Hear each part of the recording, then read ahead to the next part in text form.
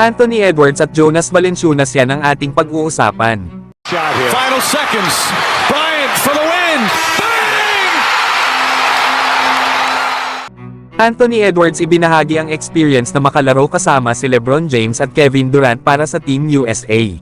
Sinabi nga ni Anthony Edwards na ito na daw ang lahat ng kanyang pinapangarap mangyari. Lalo at sila Kevin Durant at LeBron James ang dalawang players na pinakamahusay para kay Ant-Man. Gusto nga daw nila LeBron at Durant na makita ang kanilang kasama na umangat.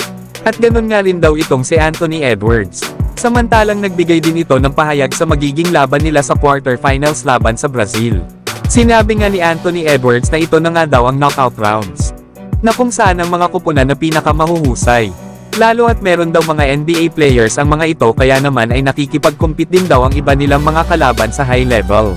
Pero sa palagay pa ni Anthony Edwards ay maganda naman daw ang kanilang nilalaro. Kaya dapat daw ay ayusin at linisin daw nito ang kanyang mga nagagawang turnovers. At kailangan din daw nito na mamasa pa at pag-igihan pa ang pagbabantay ng kaunti. Pero magiging maayos nga daw ang kanilang kupunan. Sa ngayon sa tatlong laro ni Anthony Edwards para sa Team USA sa Paris Olympics, ay nag-average ito ng 16 points na may 63% shooting sa field at 53% shooting naman beyond the arc. Maaasahan nga rin ang depensa ni Anthony Edwards na may 2 steals per game. Na para pa kay Draymond Green ay hinahayaan na nila LeBron James, Stephen Curry at Kevin Durant na buhati ni Anthony Edwards ang Team USA. Lalo at ito ang magiging future ng kanilang kupunan sa susunod na Olympics.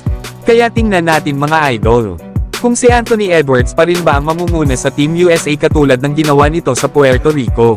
Samantalang may good news naman sa Los Angeles Lakers.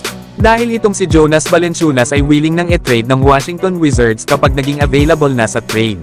Alam naman natin na nag-sign ito ngayong summer sa Wizards ng 3-year $30 million. Pero ang kanila palang kupunan ay walang balak na maging competitive sa darating na season. Lalo at inaabangan nilang makuha ang future overall pick next year na si Cooper Flag. Kaya good news ito sa Lakers na target talaga nilang makuha si Jonas Valanciunas. Gusto kasi nila na makapag-focus si Anthony Davis sa kanyang opensa habang kapartner nito si Jonas Valanciunas. Magbibigay din pati si Jonas Valanciunas ng extra size na kinakailangan ni Anthony Davis para makasabay sila sa kagaya sa kupunan ng Minnesota Timberwolves at Denver Nuggets. Lalo at last season sa New Orleans Pelicans ay nag-average ito ng 12 points, 8 rebounds at 2 assists per game. Kaya solid talaga ang magiging frontcourt ng Lakers next season kapag nakuha nila itong si Jonas Valanciunas. Pero kayo mga idol, ano ang masasabi nyo dito?